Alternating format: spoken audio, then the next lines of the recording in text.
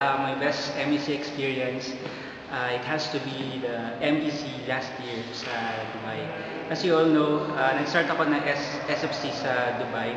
But 2 years ago, I have to transfer here in Dubai. Kaya nung last year na merong MEC, sobrang excited ako kasi parang I would be coming home to United Arab Emirates. Kaya excited ako to attend that. And true enough, nung pagpunta ko dun sa Dubai, sobrang winelcome nila agad ako. And nakakatuwa kasi parang walang nagbago. Kung anong iniwan ko na community before doon, ganun pa rin yung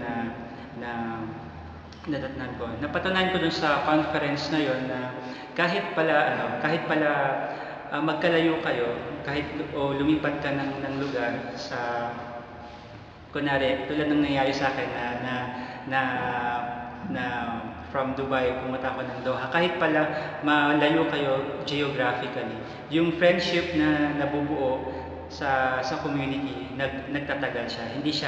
Hindi siya nababago. Kaya nung pagbalik ko doon, parang wala talagang nabago sa bawat tao na kakilala ko. Kaya natatandaan ko, bawat lakad ko doon, every 5 seconds yata may nagpapapicture sa akin kasi sobrang na-miss nila ako.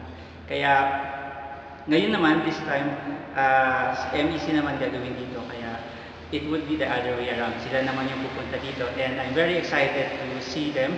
I'm very excited to see you all sa 13th Middle East Conference happening here sa Doha, Qatar. Kaya register na.